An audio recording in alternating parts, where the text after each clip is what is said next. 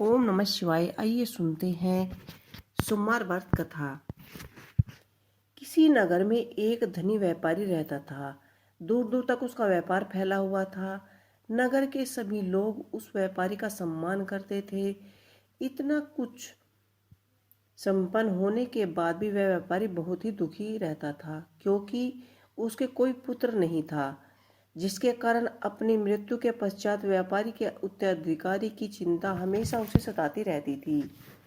पुत्र प्राप्ति की इच्छा से व्यापारी प्रत्येक सोमवार भगवान की व्रत पूजा किया करता था और शाम के समय शिव मंदिर में जाकर शिव के सामने घी का दीपक जलाया करता था।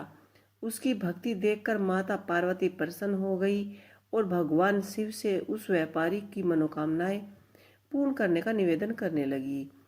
भगवान शिव ने इस संसार में सबको उसके कर्म के अनुसार ही फल की प्राप्ति होती है। जो प्राणी जैसा कर्म करता है उसे वैसा ही फल मिलता है। शिव जी द्वारा समझाने के बावजूद माता पार्वती नहीं मानी और उस व्यापारी की मनोकामना पूर्ति हेतु वे शिव जी से बार बार अनुरोध करती रही कि अतः माता के आग्रह को देखकर भगवान भोलेनाथ को उस व्यापारी को पुत्र प्राप्ति का वरदान देना पड़ा।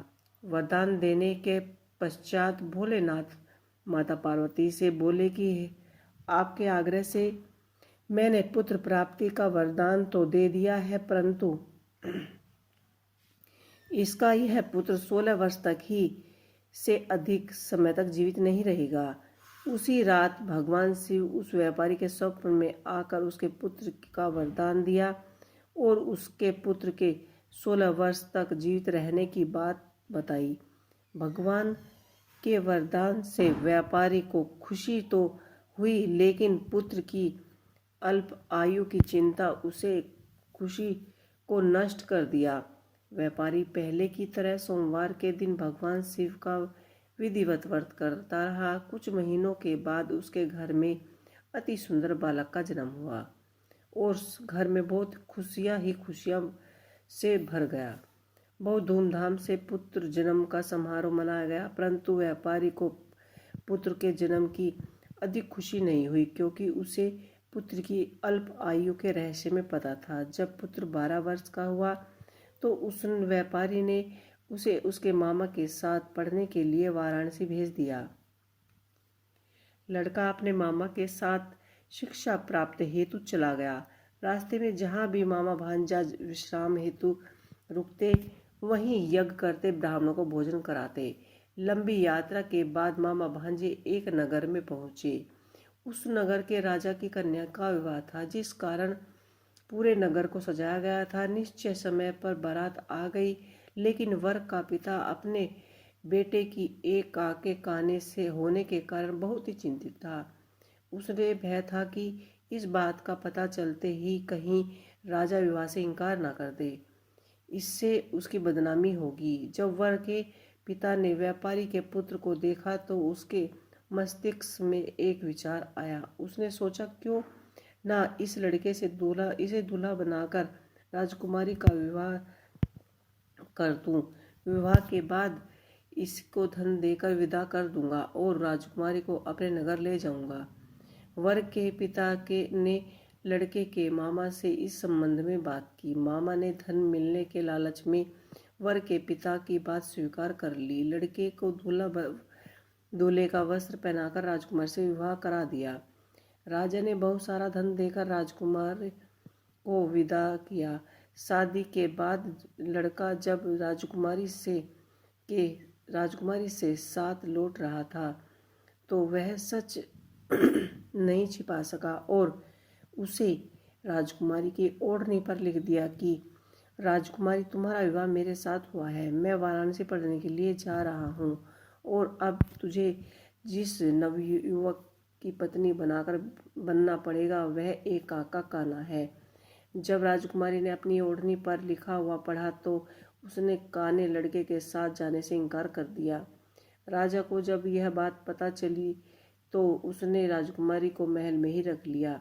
उधर लड़का अपने मामा के साथ वाराणसी पहुंच गया और गुरुकुल में पढ़ाई शुरू कर दी।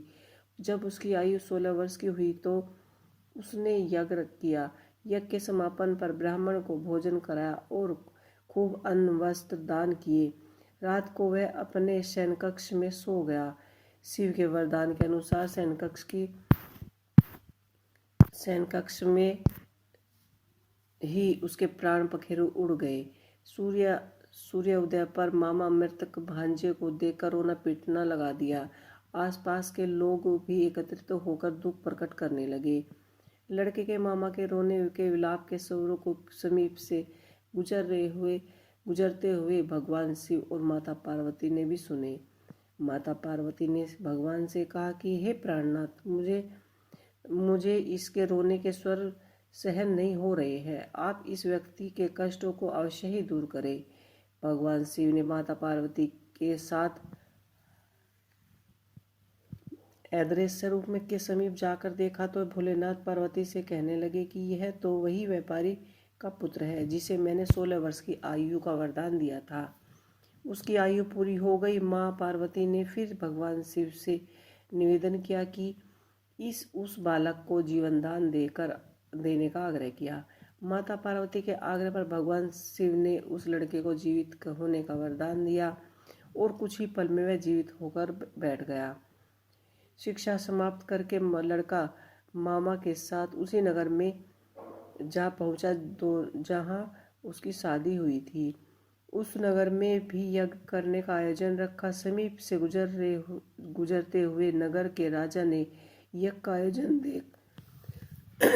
देख और उसे तुरंत ही लड़के को पहचान लिया। यज्ञ के समाप्त होने पर राजा मामा और उसको महल में ले गए और कुछ दिनों तक उन्हें महल में रखकर बहुत सारा धन वस्त्र आदि देकर राजकुमारी के साथ विदा किया। इधर भूखे प्यासे रहकर व्यापारी और उसके माता पति पत्नी प्रतीक्षा कर रहे थे कि उन्होंने प्रतिज्ञा कर रखी थी यदि उन्हें अपने बेटे की मृत्यु का समाचार मिला तो दोनों यहीं पर प्राण त्याग देंगे। परंतु जैसे ही उसने बेटे के जीवित वापस लौटकर आने का समाचार सुना तो वह बहुत ही प्रसन्न हुए। वह अपनी पत्नी और मित्रों के साथ नगर के द्वार पर जा पहुंचे। अपने बेटे के साथ के विवाह का समाचार सुनकर पुत्र वधू राजकुमारी को देखकर उसकी खुशी का कोई ठिकाना न रहा। उसी रात भगवान शिव ने व्यापारी के स्वप्न में आकर कहा कि हे श्रेष्ठ, मैंने तेरे सोमवार के व्रत करने और व्रत कथा सुनने से प्रसन्न होकर तेरे पुत्र को लंबी आयु का वरदान दिया है। पुत्र की लंबी आयु जानकर व्यापारी बहुत ही प्रसन्न हुआ। शिव भक्ति होने तथा सोमवार का व्रत करने से व्यापारी की सभी मनोकामनाएं पूर्ण हुई। इसी प्रकार जो भी भक्त सोमवार का व्रत करते हैं, व्रत कथा सुनते हैं, उसकी सभी इच्छाएं पूरी हो जाती है। बोलिए ओम नमः शिवाय।